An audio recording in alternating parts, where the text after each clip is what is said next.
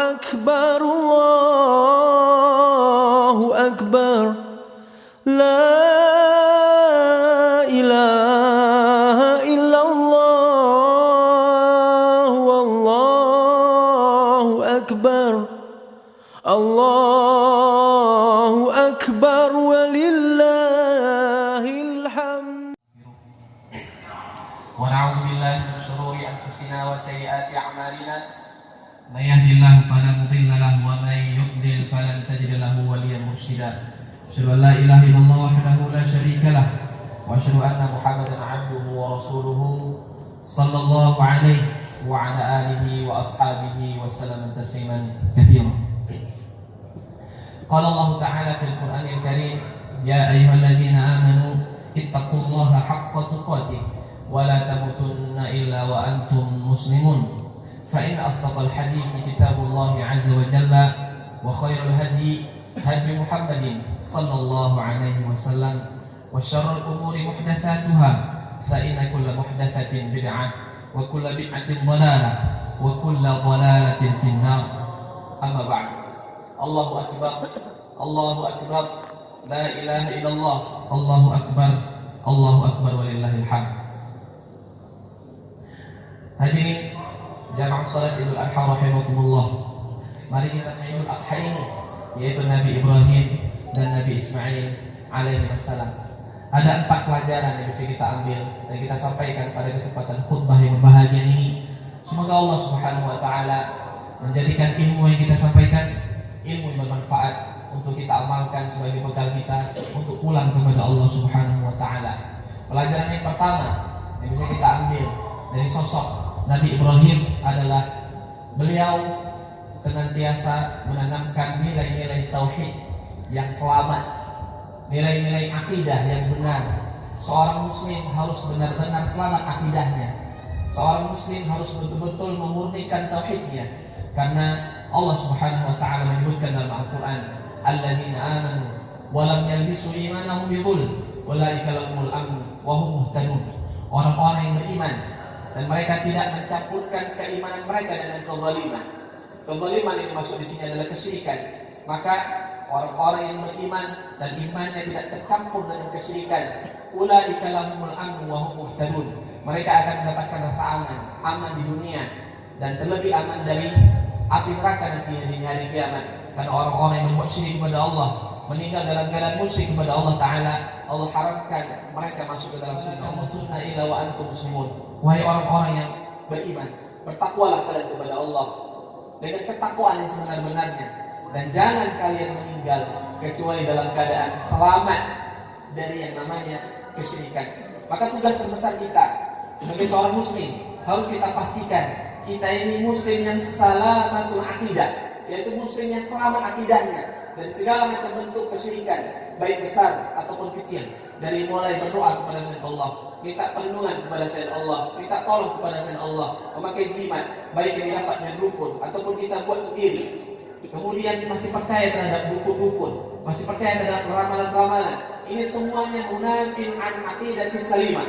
Ini semuanya membatalkan akidah yang selamat. Orang yang mendatangi kesyirikan, walaupun syiriknya kecil, dia telah mencampuri imannya dengan kesyirikan, dan inilah yang tidak mendapatkan rasa aman nanti di hari kiamat dari yang namanya kesyirikan kepada Allah. Maka Bapak Ibu rahimakumullah, tanamkan nilai akidah yang benar.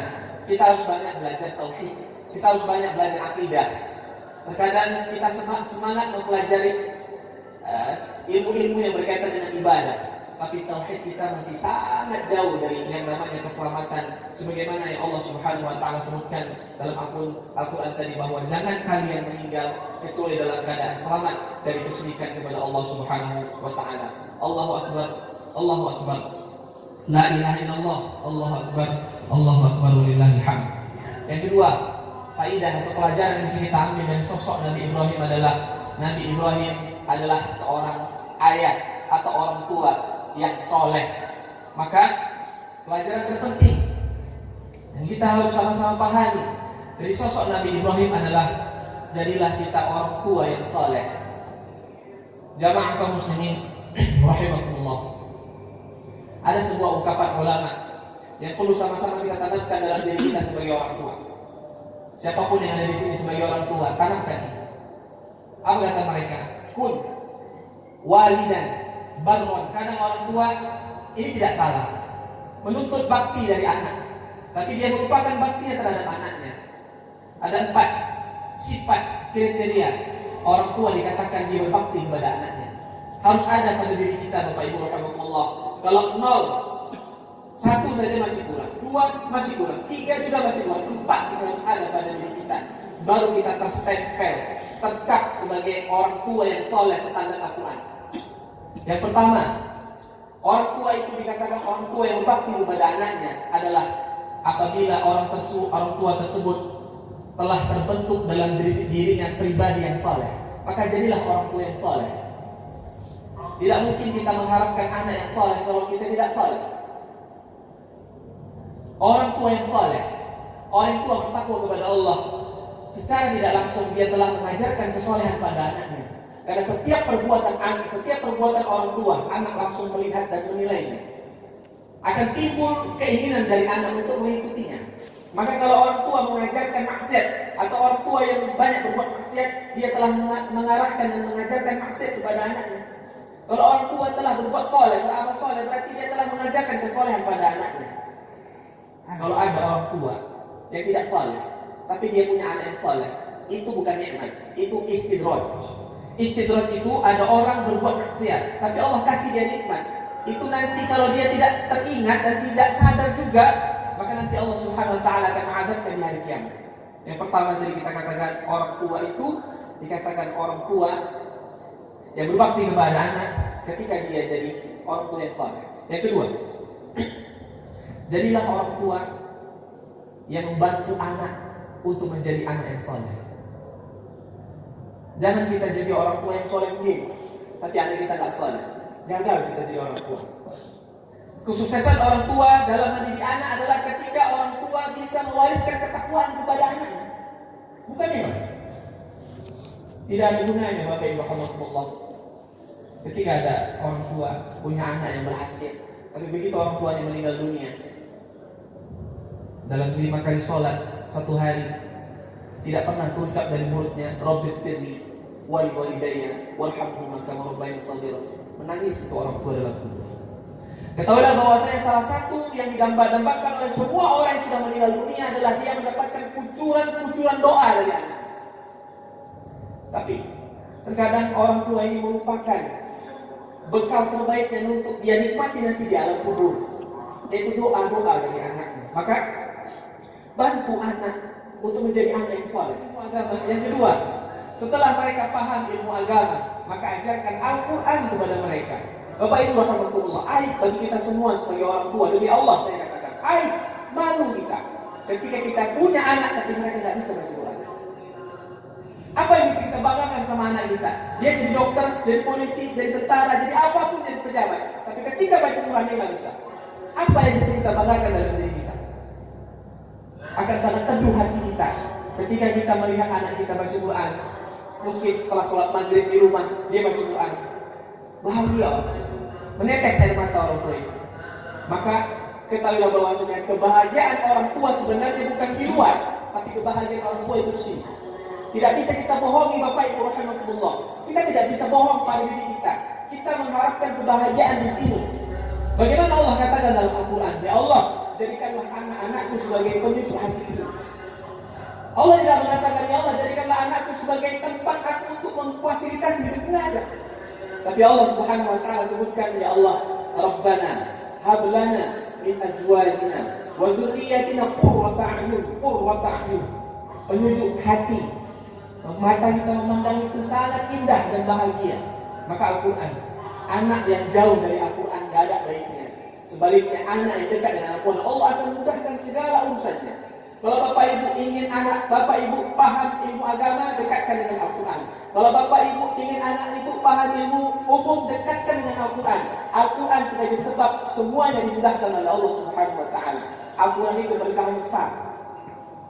Jangan kita sepelekan dalam Al-Quran.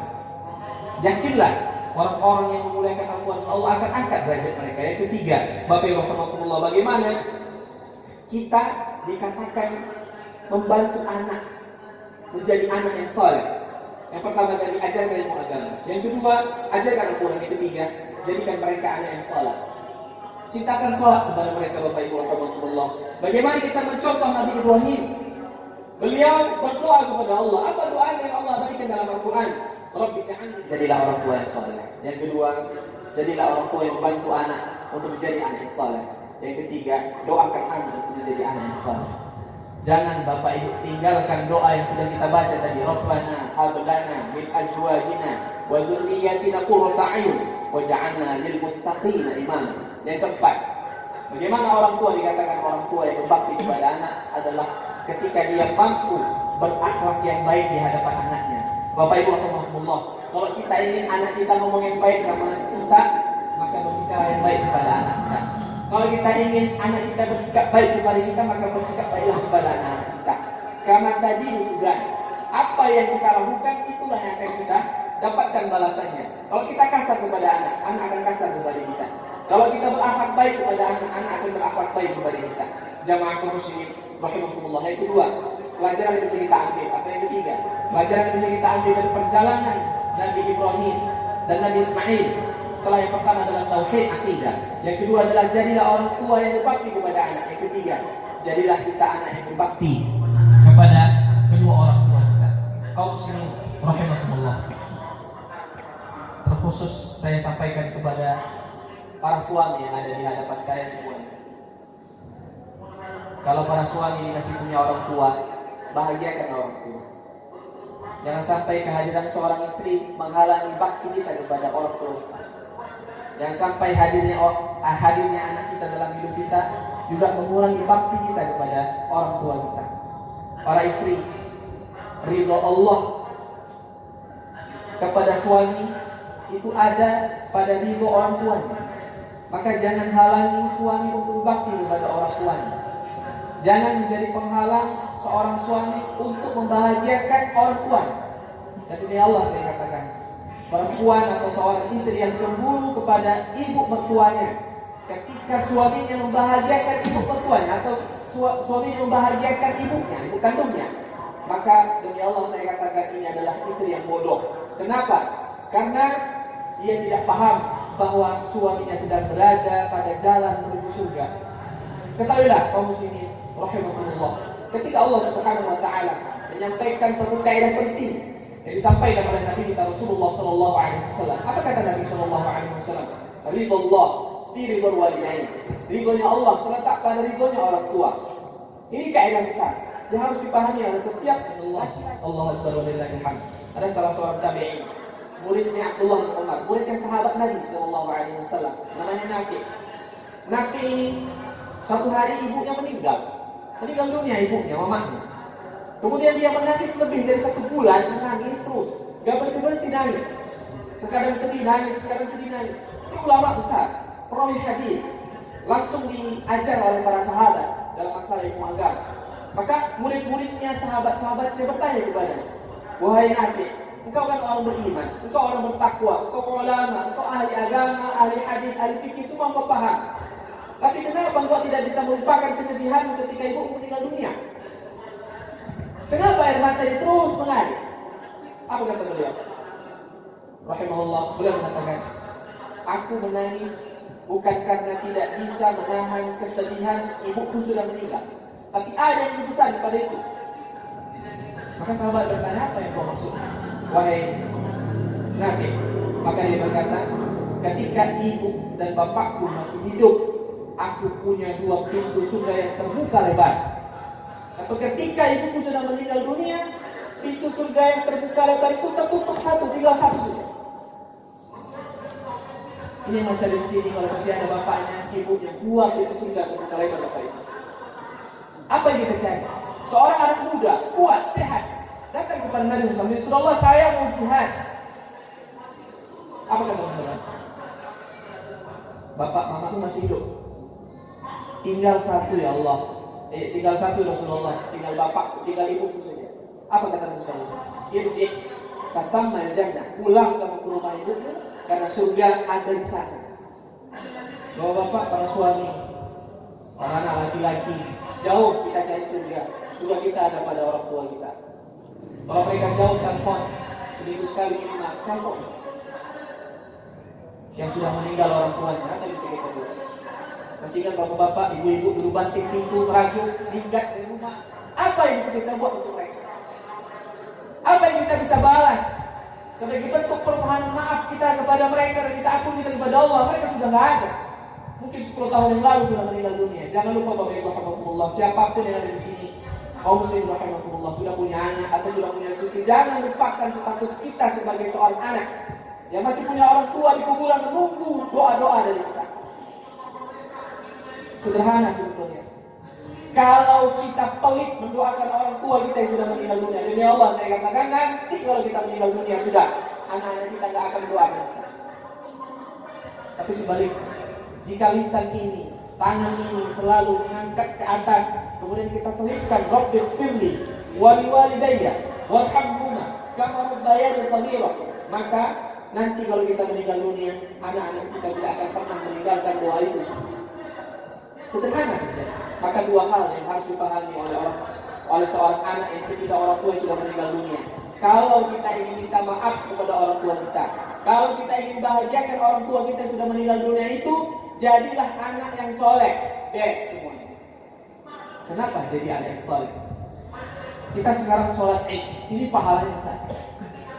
Tahukah kita bahwa pahala sholat Id kita ini tertransfer kepada orang tua kita yang sudah meninggal dunia. Mereka dapat pahala sholat Idul Adha mereka dapat. Padahal mereka udah nggak bisa sholat lagi, tapi dapat kucuran pahala daripada kita. Bapak-bapak dari sedekah, berapa bapak sedekah? 50.000, 100.000 atau berapapun. Niat sedekah untuk diri sendiri, bukan untuk orang tua. Itu pun orang tua dapat pahala. Mungkin nanti jam 8, jam 9, bapak ibu sholat duha 2 rakaat. Itu pahala sholat duha bapak ibu tertransfer kepada orang tua tanpa mengurangi pahala bapak ibu sedikit pun. Itulah bahagianya orang tua yang ada dalam kubur ketika dia dapat kucuran pahala yang tidak berhenti. Dari mana dia dapat? Dari kesalehan anak.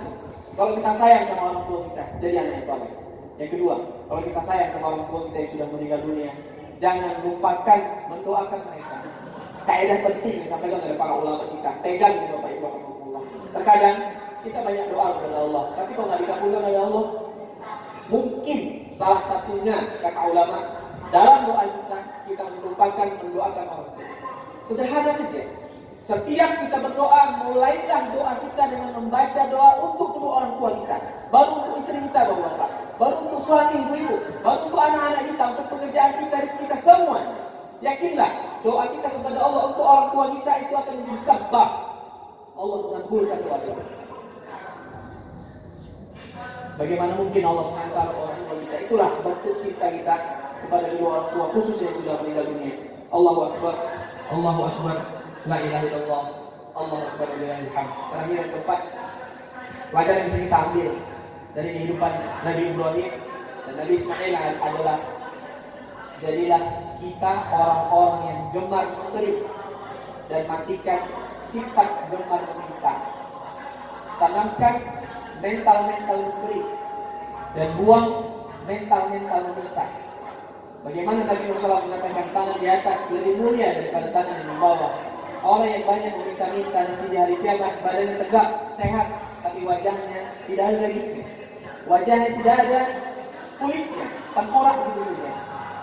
Sebagaimana Rasulullah SAW sampaikan dalam hadis beliau, la yazalun nas yas'alu an-nas hatta ya'ti yawmal qiyamah wa laysa fi wajhi mu'zamul lahim.